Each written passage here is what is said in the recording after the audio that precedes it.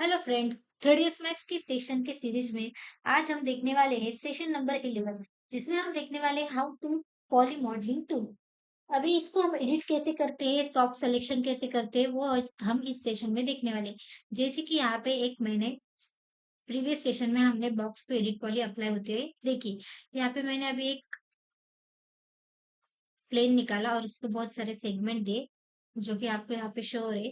उसको हम convertible to editable poly करेंगे।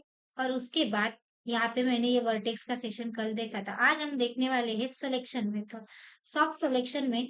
जैसे कि हम देखने वाले हैं, एक पॉइंट अगर हमने सेलेक्ट किया तो यहाँ पे अगर हमने सॉफ्ट सिलेक्शन ऑन किया तो ये मल्टीपल, देखो मल्टीपल वर्टेक्स के साथ ये ऊपर सॉफ्टली मूव होता है, मतलब इसे सॉफ्ट सिलेक्शन कहते हैं। अगर हमने इसे सॉफ्ट सिलेक्शन नहीं दिया तो सिंपली क्या होता है, ये एक ही इसमें ऊपर जाता है, लाइक दिस, इस तरह से देखो। लेकिन हमें क्या करना है, सॉफ्ट सिलेक्शन में करना है, तो हम क्या करते हैं, इसे मल्टीपल मल्टीपल वर्टेक्स में ऊपर करते हैं। इस तरह से अगर सॉफ्ट सिलेक्शन यूज करके कोई सा भी पॉइंट हम सेलेक्ट करके कर सकते हैं। उसमें है अफेक्ट बैक फेसिंग है, अफेक्ट बैक फेसिंग है, प्लस पिंच है, बबल है। अभी इसका अफेक्ट क्या है, जैसे कि फॉल ऑफ में अभी मैंने ये ऊपर किया, उससे पहले यहाँ पे मैं फॉलो ऑफ बढ़ा देती हूँ। अगर मैंने फॉलो ऑफ बढ़ा दिया तो ये ज्यादा बढ़ जाएगा। उसके बाद अगर मैंने यहाँ पे फॉलो अप बढ़ाने के बाद, मैं इसको ऊपर करने के बाद इसे पिंच अगर कर दूं, तो ये देखो इस तरह से ये पिंच अफेक्ट इस पे करता है। देखो नीचे हमें यहाँ पे ग्राफ में शो हो रहा है कि ये पिंच का अफेक्ट या फिर बबल का अफेक्ट इस पे कैसे अफेक्ट हो रहा है। अभी मैं इसको थोड़ा सा और ऊपर लेके जाती हूँ। और ऊपर लेके जाने के बाद यहाँ पे आपको शो होगा, आपको फॉलो अप में देखो इस तरह से पिंच का अफेक्ट प्लस बबल का अफेक्ट यहाँ पे शो हो रहा है, इस तरह से।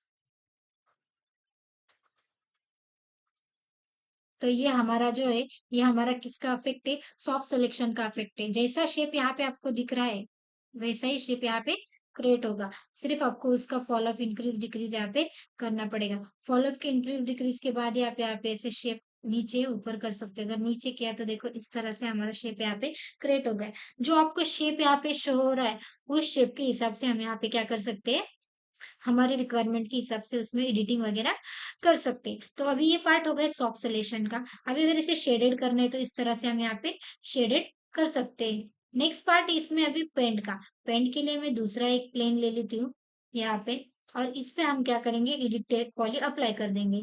ओके, उस पे भी कर सकते थे, लेकिन वो सैंपल के लिए मैंने रखा कि पेंट में और उसमें लिटिल बिटी डिफरेंस है, ज्यादा डिफरेंस हमारा पेंट और सॉफ्ट सिलेक्शन में नहीं है, जो कि अभी यहाँ पे हमें शो हो रहा है, लाइक यहाँ पे दिख रहा है। इस तरह से अब हम क्या करेंगे, यहाँ पे वर्टेक्स सेलेक्ट करेंगे। एक वर्टेक्स सेलेक्ट करने के बाद नीचे जाके हम क्या करेंगे, यहाँ पे सॉफ्ट सिलेक्शन ऑन कर देंगे। उसके बाद लॉक सॉफ्ट सिलेक्शन करके यहाँ पे पेंट को सेलेक्ट कर देंगे।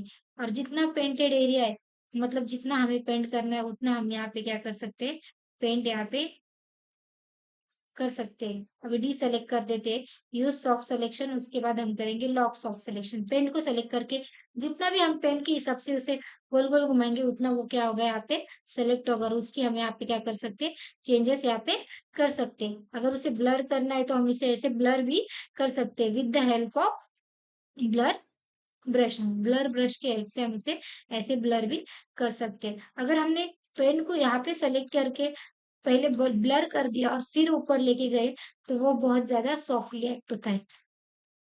लेकिन देखो इस तरह से बहुत ज्यादा सॉफ्टली यहाँ पे वो एक्ट होता है।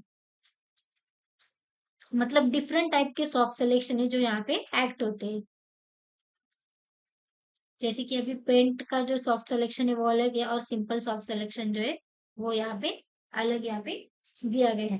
तो ये जो एडिट पॉली की मॉडलिंग टूल है, तो इस तरह से हम क्या कर सकते हैं, उसकी एडिटिंग यहाँ पे कर सकते हैं पेंट वगैरह करके।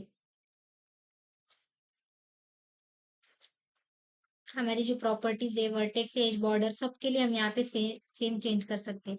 अगर फॉर एग्जांपल मैंने इधर का सेलेक्ट किया और यहाँ पे गई, तो यहाँ पे मैंने अगर एक पॉलीगॉन सेलेक्ट किया, तो वो पॉलीगॉन पे भी हम अफेक्ट कर सकते हैं। बॉर्डर सेलेक्ट की, तो बॉर्डर के हिसाब से हम यहाँ पे क्या कर सकते हैं, बॉर्डर अगर सेलेक्ट की तो बॉर्डर के हिसाब से यहाँ पे कर सकते हैं। बॉर्डर नहीं सेलेक्ट होगी क्योंकि एज ही होगा, बॉर्डर तब सेलेक्ट होती है जब हम पॉलीगॉन से यूजर इंटरफेस यहाँ पे डिलीट करते हैं। तो इस तरह से जो हमारे एडिट वर्टिकल्स या फिर पॉली मॉडलिंग टूल के इफेक्ट हमने 3ds मैक्स में यहाँ पे यूज कर सकते हैं।